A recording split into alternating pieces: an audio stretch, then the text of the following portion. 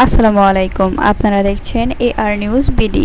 চ্যানেলটি সাবস্ক্রাইব করুন এবং লাইক কমেন্ট শেয়ার করে পাশে থাকুন। জাবিতে শামীমকে পিটিয়ে হত্যায় ছাত্রলীগ নেতা হাবিব গ্রেফতার।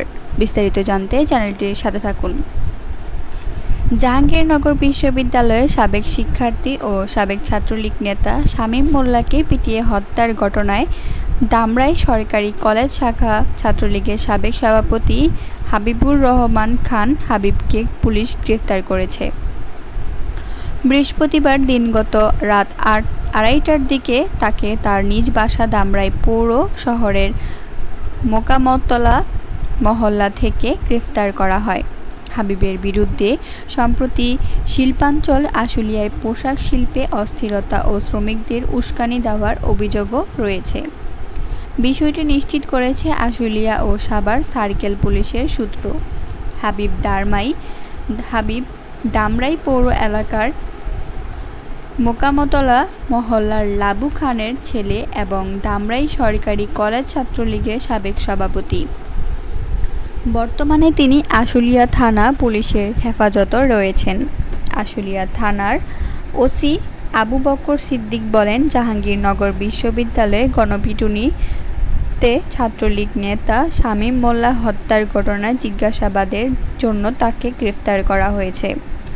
এর আগে গত বুধবার বিকালে জাহাঙ্গীরনগর বিশ্ববিদ্যালয়ের প্রান্তিক গেট সংলগ্ন এলাকায় অবস্থান করছিলেন সাবেক ছাত্রলীগ নেতা শামীম মোল্লা। খবর পেয়ে বিশ্ববিদ্যালয়ের একদল শিক্ষার্থী সেখানে গিয়ে তাকে আটক করে মারধর করে।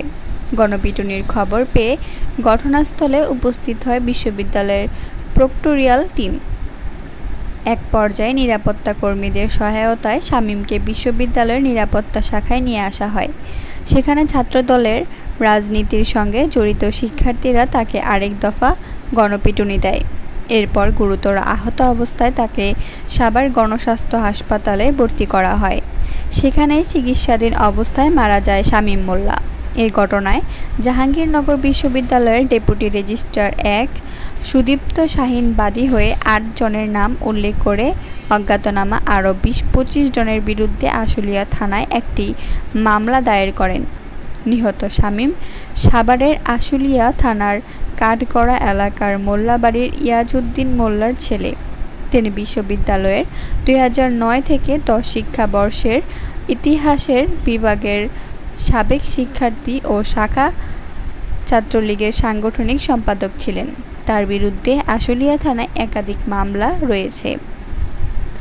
ধামরাই থানার ওসি মোহাম্মদ মনিরুল ইসলাম বলেন, আশুলিয়া থানার ওই মামলায় আশুলিয়া থানা পুলিশের নেতৃত্বে এ অভিযান চালানো হয়। সাবেক ছাত্রলীগ নেতা হাবিবকে তার নিজ বাসা থেকে বৃহস্পতিবার দিনগত রাতে গ্রেফতার করা হয়।